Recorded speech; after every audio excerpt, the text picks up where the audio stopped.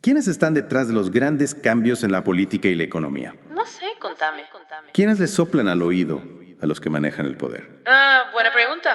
Hoy nos vamos a meter en un mundo recopado y un toque turbio, el de la Fundación Atlas. Imagínate una organización que labura en 98 países, con más de 500 tanques de pensamiento que trabajan con ellos, ¿En serio? y un presupuesto que casi llega a los $1.000 millones.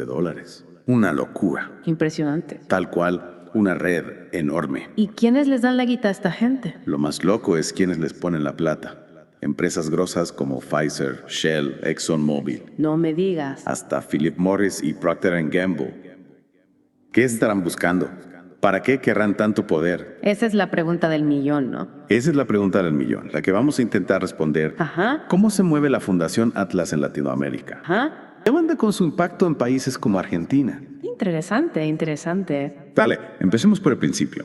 La Fundación Atlas, aunque parezca remoderna y global, viene de un movimiento que te va a sorprender. La Sociedad Fabiana. Mira vos. Los fabianos. Contame más de eso. Sí, tal cual. Los fabianos aparecieron en Inglaterra a fines del siglo XIX y se decían socialistas, Sí. pero eran un poco raros, ¿viste? ¿Por qué raros? Un socialismo gradualista, digamos. ¿Cómo es eso? O sea, un socialismo para ricos. Más o menos. Eran reformistas, no querían hacer una revolución. Pensaban que la sociedad cambiaba de a poco, De a poco. convenciendo a la gente, educándola y metiéndose en las instituciones. Interesante. Y eso iba en contra de lo que decía Marx, ¿no? Marx. ¿Qué decía Marx? Él creía que la revolución era inevitable. Claro. Marx veía a los fabianos como burgueses disfrazados, jugando a ser socialistas sin querer cambiar nada de verdad. Tenía razón en algo. Y uno de los fundadores de la Sociedad Fabiana fue nada menos que George Bernard Shaw, el escritor de teatro. Mira vos, Shaw. Sí, Shaw era un personaje bastante complejo. Complejo, ¿en qué sentido? Al principio le copaba a Stalin, Stalin. pero después se hizo fan de Mussolini y Hitler. Incluso llegó a decir que estaba bien que Italia invadiera Etiopía. Un personaje contradictorio, digamos. Un cambio bastante fuerte. ¿Y cómo se conecta esta sociedad fabiana con la Fundación Atlas? Buena pregunta. A través de Sir Anthony Fisher, un tipo clave en esta historia. ¿Quién era Fisher? Fisher, que venía de los fabianos, entendió que el poder no se toma, No se toma. se construye. Y la Fundación Atlas, que nació en 1981, se convirtió en su herramienta para hacer un mundo neoliberal. Mira vos. Y el Departamento de Estado de Estados Unidos metió la cuchara, ¿no? Metió la cuchara. ¿Cómo? Financiando y apoyando a Atlas en todo el mundo. Sí, señor. Estados Unidos vio en la Fundación Atlas una herramienta para sus intereses geopolíticos y económicos después de la Guerra Fría. Tiene sentido. Y en Argentina, ¿Qué pasó en la Argentina? ¿cómo aparece la Fundación Atlas? Bueno, en el 98, cuando el neoliberalismo estaba full en nuestro país, Eduardo Maschwitz, un banquero importante, trajo a Atlas a Argentina. Mira vos. Y mencionaste al Jockey Club. Sí. ¿Qué tiene que ver en todo esto? El Jockey Club, que representa a la élite argentina, es uno de los que más plata le pone a Atlas en nuestro país. Un dato que llama la atención, ¿no? Y hablando de conexiones, también hablaste del Opus Dei. El Opus Dei, sí. Gente del Opus Dei ha tenido puestos importantes en la Plaza Argentina. Por ejemplo. Por ejemplo, Eduardo Antonio Santamarina, un político que labura con la fundación. Ajá. Es conocido por oponerse a leyes como la del aborto legal y el matrimonio igualitario. Una postura que va de la mano con la agenda conservadora de Atlas. Y no nos olvidemos de los hermanos Koch, esos millonarios yanquis que financian causas de derecha. Tal cual, los Koch le han dado mucha plata a Atlas a nivel mundial, incluyendo sus operaciones en Argentina. Es una red complicada, sin dudas. Pero más allá de los nombres y las conexiones. ¿Qué más? ¿Cómo trabaja la Fundación Atlas en Argentina? En la práctica. Buena pregunta. Tienen una estrategia con varias puntas para influir en la opinión pública, meterse en la política y controlar los recursos estratégicos del país. A ver, contanos más sobre eso. Empecemos por los medios de comunicación. Dale. ¿Cómo usan Atlas los medios para imponer su agenda? Atlas le mete millones a los medios de comunicación y a las redes sociales. Quieren controlar lo que se dice, ¿Y cómo lo hacen? usando palabras como libertad, libre mercado, progreso, para disfrazar políticas que solo benefician a las empresas grandes y a los que ya tienen plata. O sea, arman un discurso que suena lindo, pero que en la práctica beneficia a unos pocos y perjudica a la mayoría. Exactamente. Y no solo se dedican a difundir información, ¿Qué más hacen? también quieren destruir a cualquiera que los critique o que no esté de acuerdo con ellos. Un ejemplo claro es la demonización del término populismo, ¿no? Populismo. Una etiqueta que usan para descalificar a cualquier gobierno o movimiento que cuestione el neoliberalismo. Tal cual. Y lo vemos en Argentina con la estigmatización de gobiernos como el de Néstor y Cristina Kirchner, a los que acusan de populistas por implementar políticas que reparten un poco la riqueza. Y hablando de formar políticos, Sí. ¿cómo se maneja Atlas en ese tema? Atlas tiene programas de becas y cursos para jóvenes líderes, a los que les enseñan su ideología neoliberal. Ajá. Quieren crear una generación de políticos que lleven adelante su agenda desde el Estado. O sea, quieren moldear a los futuros líderes del país. Y un ejemplo de esto es Javier Milei, ¿no? Sí, Milei, con su discurso anti-establishment y su defensa del libre mercado a morir, es un producto de la influencia de Atlas en Argentina. Claro. Que ha llegado tan lejos en la política muestra el éxito que ha tenido la fundación para instalar su agenda. Una agenda que, como decíamos, se basa en construir relatos. ¿Cómo usa Atlas esta herramienta para moldear la opinión pública? Crean tanques de pensamiento, publican libros y artículos, organizan conferencias y participan en debates públicos. Atlas busca instalar ideas que justifiquen la concentración de la riqueza, la desregulación del Estado y que se gaste menos en cosas públicas. Y usan un lenguaje que apela a las emociones, ¿no? ¿Cómo? Hablando de libertad individual, emprendedurismo y meritocracia. Exacto. Buscan generar un relato que conecte con lo que la gente desea y aspira, Pues sí. pero que en realidad solo beneficia a un pequeño grupo privilegiado. Por ejemplo, la narrativa que justifica que unos pocos se acumulen toda la guita.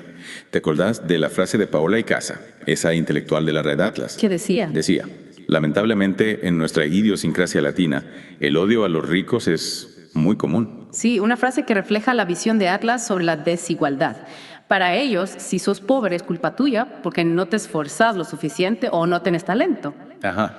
Y ser rico, al contrario, es algo bueno, una señal de éxito y de mérito. Una narrativa que justifica que haya una élite económica. Sí. Y que culpa a los pobres por su situación. Tal cual. Y esto tiene un impacto directo en las políticas que se aplican. ¿Cómo? Si la pobreza es un problema individual, entonces no hacen falta políticas públicas para combatirla. O sea, justifican achicar el Estado y eliminar los programas sociales. Exactamente. Y eso es lo que hemos visto en Argentina en los últimos años. Un Estado cada vez más débil que no puede responder a las necesidades de la gente. Y todo esto bajo el paraguas de la libertad. Claro, libertad para que las empresas hagan lo que quieran. Ajá. Libertad para que los ricos acumulen más guita. Sí. Libertad para que el Estado se desentienda de su responsabilidad social. Una libertad bastante particular, ¿no? Particular. Una libertad que solo beneficia a unos pocos. Así es. Y es importante que la gente entienda cómo funciona esta máquina de poder. Sí. Cómo se construyen estos relatos que nos moldean la realidad. De eso se trata este deep dive, de desenmascarar las redes de poder que operan en Argentina y en Latinoamérica, aunque no las veamos. Exactamente. Y de entender cómo podemos, como ciudadanos informados, contrarrestar su influencia. Pero eso lo vamos a charlar en la próxima parte de nuestro Deep Dive. Dale, me interesa. Buenísimo. Ahí vamos a analizar bien a fondo el impacto de la Fundación Atlas en áreas clave como la economía, la política y la cultura. Perfecto, los espero. No se pierdan la próxima entrega. Los esperamos para seguir metiéndonos en las tripas del neoliberalismo en Argentina. Ahí vamos a estar. Y bueno, seguimos con nuestra charla. Ahora vamos a meternos en cómo la Fundación Atlas y sus aliados buscan controlar los recursos estratégicos de Argentina. Un tema re importante, sin dudas. Argentina es un país lleno de recursos naturales. ¡Claro! Y eso la convierte en un blanco perfecto para las empresas multinacionales. Exacto. Pensemos en el litio, por ejemplo. Argentina está en el triángulo de litio. Ajá. Junto con Bolivia y Chile, una región que tiene más de la mitad de las reservas mundiales de este mineral. Y con la creciente demanda de baterías para autos eléctricos, el litio se ha convertido en un recurso clave a nivel global, ¿no? Sí, señor. El oro blanco, como le dicen algunos.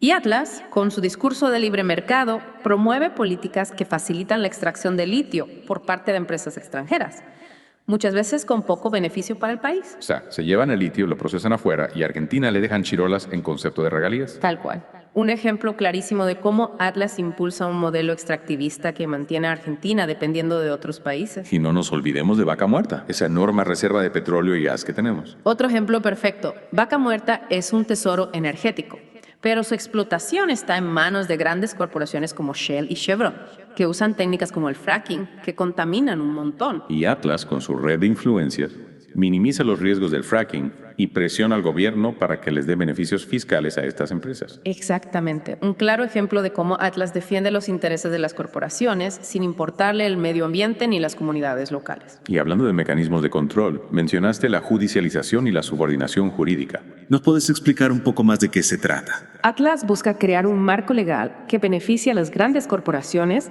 y limite la capacidad del Estado argentino para defender sus intereses. Un ejemplo claro es el caso de los fondos buitre. Esos fondos que compraron deuda argentina re barata después de la crisis del 2001. Sí. Y después llevaron al país a juicios internacionales para cobrar toda la deuda. Exactamente. Y Atlas, a través de sus tanques de pensamiento y sus abogados, ha defendido la posición de los fondos buitres, diciendo que Argentina debe cumplir con sus compromisos financieros. Un argumento que parece razonable, Sí. pero que en la práctica significa que Argentina se someta a los especuladores financieros. Tal cual. Y esto tiene consecuencias graves para la economía argentina porque limita la capacidad del Estado para invertir en desarrollo social, infraestructura y educación. Y no nos olvidemos de los tribunales arbitrales internacionales. Esos mecanismos que permiten a las empresas extranjeras demandar a los estados por supuestas violaciones a los tratados de inversión. Otro instrumento clave en la estrategia de Atlas. Estos tribunales, como el CIADI, suelen fallar a favor de las empresas, obligando a los estados a pagar indemnizaciones millonarias. O sea, crean un sistema legal donde las corporaciones están por encima de los estados. Así es. Y Argentina, en los últimos años, ha perdido varios juicios en estos tribunales, lo que ha afectado negativamente sus finanzas públicas. Hablando de impacto, ¿cómo afecta la influencia de Atlas a la economía argentina? De muchas maneras. Por un lado, promueve la fuga de capitales, haciendo que las empresas y los ricos argentinos evadan impuestos y manden sus ganancias a paraísos fiscales. Lo que significa menos plata para el Estado argentino, ¿verdad? Exactamente, menos recursos para invertir en salud, educación, seguridad y otras áreas importantes. Y por otro lado, Atlas impulsa políticas que benefician a las grandes corporaciones a costa de las pymes argentinas. Así es. La desregulación del mercado laboral, la apertura indiscriminada a las importaciones y la reducción del gasto público son medidas que favorecen a las grandes empresas transnacionales y perjudican a las empresas locales. Lo que genera un círculo vicioso de concentración de la riqueza y aumento de la desigualdad. Tal cual. Y esto tiene consecuencias sociales graves. Más pobreza, trabajos precarios, pérdida de derechos, etc. ¿Y en la política? ¿En la política qué? ¿Cómo se ve la influencia de Atlas? Debilitando las instituciones democráticas y promoviendo líderes políticos que defienden su agenda neoliberal. O sea, quieren controlar el Estado desde adentro, ¿no? Exactamente. Y lo hacen financiando campañas electorales, formando políticos y creando tanques de pensamiento que influyen en la opinión pública. Y uno de los ejemplos más claros de esto es Javier Milei, ¿no? Sí, Milei es un producto de la influencia de Atlas en Argentina. Su discurso anti-establishment, su defensa a ultranza del libre mercado y su negación del cambio climático encajan perfectamente con la agenda de la fundación. Y su ascenso político es una muestra del éxito que ha tenido Atlas para instalar su agenda en Argentina. Así es, Milei es la cara más visible de la influencia de Atlas. Pero hay otros actores que operan más discretamente, pero con igual o mayor poder. Y en la cultura. ¿En la cultura qué? ¿Cómo se mueve Atlas? A través de los medios de comunicación, creando fundaciones y ONG, financiando eventos culturales y promoviendo una visión del mundo individualista y consumista. O sea, quieren moldear la cultura para que sea compatible con su agenda neoliberal. Exacto. Quieren que la gente acepte la desigualdad como algo natural, que renuncie a sus derechos laborales y sociales y que se convierta en un consumidor pasivo de bienes y servicios. Un proceso de colonización cultural que busca eliminar cualquier forma de resistencia al neoliberalismo. Así es. Y esto se ve en la promoción de valores como el individualismo, la competencia, el éxito material y el consumismo. Valores que les sirven al sistema capitalista, Sí, pero que van en contra de la solidaridad, la cooperación y la búsqueda del bien común. exactamente. Atlas busca crear una sociedad atomizada, donde cada uno se preocupe por sí mismo, sin importarle lo que pase con los demás. Una sociedad donde reine la ley del más fuerte y donde los más débiles queden abandonados a su suerte. Así es. Y eso es lo que estamos viendo en Argentina, un país cada vez más desigual, donde la diferencia entre ricos y pobres es cada vez más grande. Y donde la clase media, que históricamente fue el motor del desarrollo argentino, está cada vez más amenazada. Exactamente. La influencia de Atlas ha tenido un impacto negativo en la economía, la política y la cultura argentina. Y esto no es casualidad, No. sino que forma parte de un plan para desmantelar el Estado, concentrar la riqueza en pocas manos y convertir a Argentina en un país dependiente. Así es. Y es importante que la gente tome conciencia de esto, que entienda cómo funciona esta máquina de poder para poder resistir y construir una alternativa. Bueno, ya estuvimos charlando de cómo la Fundación Atlas mete sus narices en la economía, la política y la cultura argentina, pero hay un lado todavía más oscuro, ¿viste? Oscuro. ¿A qué te referís? A la conexión de Atlas con las mafias y el narcotráfico. Un tema complicado si los hay. ¿Cómo se relaciona la Fundación Atlas, que se vende como defensora de la libertad y el libre mercado, con estas actividades ilegales? Lo hacen de forma indirecta, digamos, promoviendo políticas que debilitan al Estado y le allanan el camino a los grupos criminales. Por ejemplo, la desregulación financiera, la flexibilización de los controles en la aduana, la reducción del presupuesto para seguridad y justicia. Todo eso crea un caldo de cultivo perfecto para el lavado de dinero, el contrabando y el narcotráfico. O sea que Atlas, sin estar directamente involucrada en estas actividades, crea las condiciones para que prosperen. Exactamente. Y esto no es casualidad, No. sino que forma parte de una estrategia para consolidar el poder de las élites económicas y políticas que Atlas representa. Entiendo. El crimen organizado, en este esquema, se convierte en una herramienta para desestabilizar gobiernos, controlar territorios y acumular riqueza. Un panorama bastante feo, ¿no? ¿Puedes darnos algunos ejemplos concretos de esta conexión entre Atlas y el crimen organizado en Argentina? Claro, tomemos el caso de los puertos de Rosario, Sí. que se han convertido en un punto clave para el tráfico de cocaína hacia Europa. Sí, se ha hablado mucho de eso. La falta de controles estatales, la corrupción, la complicidad de algunos sectores del poder político y empresarial han facilitado la operación de carteles de la droga en esta zona. Y Atlas, con su defensa de la desregulación y la reducción del Estado, ha contribuido a crear este ambiente de impunidad. O sea que la influencia de Atlas no se limita a la economía o la política, sino que también impacta en la seguridad y la justicia. Es tremendo. Así es. Y eso tiene consecuencias devastadoras para la sociedad argentina. Aumento de la violencia, deterioro del tejido social, pérdida de confianza en las instituciones. Hablando de pérdida de confianza, mencionaste la cooptación del sistema judicial. ¿Podrías explicarnos cómo opera Atlas en este ámbito? Bueno, Atlas busca controlar la justicia a través de la designación de jueces afines a su ideología, Sí. la financiación de campañas electorales de candidatos a cargos judiciales Vale. y la presión mediática sobre aquellos jueces que se atreven a desafiar sus intereses. O sea, que buscan tener jueces que fallen a su favor, que protejan a las corporaciones y que persigan a los que se oponen a su agenda. Exactamente. Y esto se traduce en una justicia selectiva, que beneficia a los poderosos y castiga a los débiles. Una justicia que no garantiza la igualdad ante la ley, No, sino que perpetúa la desigualdad y la injusticia. Es indignante. así es. Y esto tiene un impacto directo en la democracia, ya que sin una justicia independiente e imparcial no puede haber un Estado de Derecho.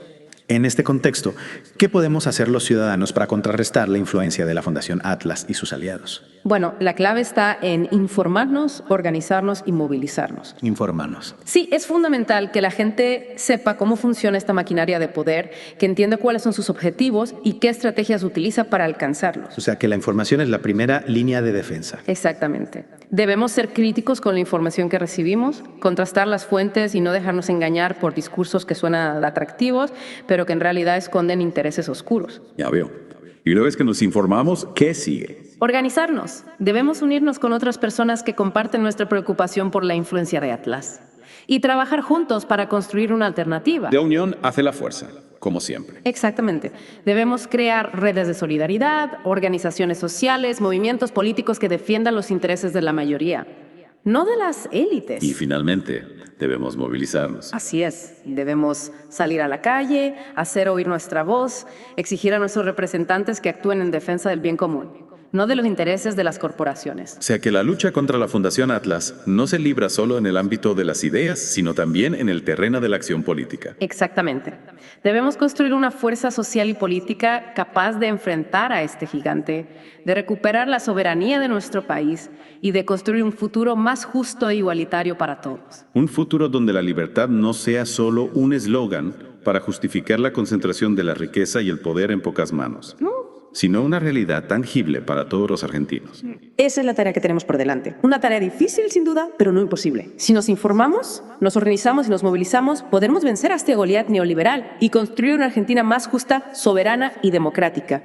Gracias por acompañarnos en esta exploración del complejo mundo de la Fundación Atlas. Esperamos que esta información te sea útil para comprender mejor la realidad argentina y para participar en la construcción de un futuro mejor para todos. Y recordá, la lucha por la soberanía no termina acá. Es una batalla que debemos librar cada día, en cada espacio, con cada acción. Gracias por escuchar Geopolítica, un podcast de Enrique Aureli. No olvides compartirlo y apoyar nuestro trabajo. Hasta la próxima.